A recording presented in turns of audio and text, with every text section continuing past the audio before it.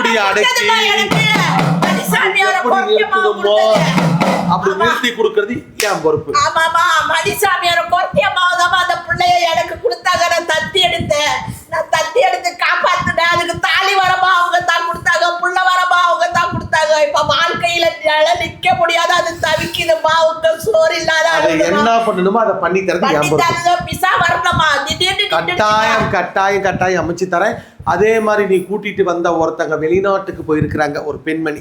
ஆமாமா, இப்ப அவங்க நல்லா இருக்கிறாங்க. ஆமா, நல்லா இருக்கிறாங்க. அங்க அந்த சொத்து பிரச்சனைக்கு ஒரு முடிவு கிடைச்சிருக்கு. சொத்து பிரச்சனை முடிவு கிடைச்சிருக்கு. அடுத்த மாசம் முடிக்கிறேன்னு சொல்லிக்கிறாங்கம்மா. முடிச்சோடனே என்ன தேடி வந்து பாக்கணும். சரி, கூட்டிட்டு வரேன். நான் கூட்டிட்டு வரேன். என் புள்ள பயணம் போகணும். என் மருமகன் நல்ல முறையா பயணம் போய் உட்கார வச்சு தரேன். வெளிநாட்டுக்கு அமைச்சு தந்தேன்.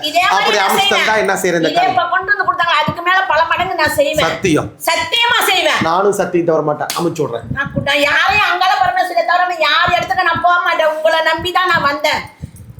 எனக்கு அங்கால பரமேஸ்வரி இடத்துக்கு இதோட 4 தடவை வந்திருக்கேன். 6 தடவை வந்துட்டேன். ஏதாவது தோல்வியா இருக்கிறியா? இல்ல நீ கூட்டு வந்தவங்க தோல்வியா இருக்கிறாங்க. தோல்வி ஆகல. அதனாலதான் இன்னைக்கு என் பிள்ளை மெட்ராஸ்ல இருக்குது. என் பிள்ளை பயணம் போகணும். பிள்ளை பேர் மட்டும் சொல்லு. நூர் ஷாயினா, மருமகன் பேர் தாரிக். தாரிக் மர்க்கர். எனக்கு தத்து கொடுத்ததா அம்மா தான். என் மணிசாமியார் தான் எனக்கு தத்து கொடுத்தாரு அந்த பிள்ளைய. தாலி வராங்க பரமேஸ்வரி கொடுத்தாங்க. பிள்ளை கிட்ட ஒப்படைச்சிரு. சரிம்மா, மெட்ராஸ்ல இருக்குதாம்மா. எப்படிமா இதை நீ விளக்கேத்து. சரிம்மா. எண்ணி இன்னும் 2-3 வாரத்துல வெளிநாட்டுக்கு நான் சரிம்மா. 3வது இன்ட்ரி வரதுக்குள்ள தடப்பட்டுருச்சு.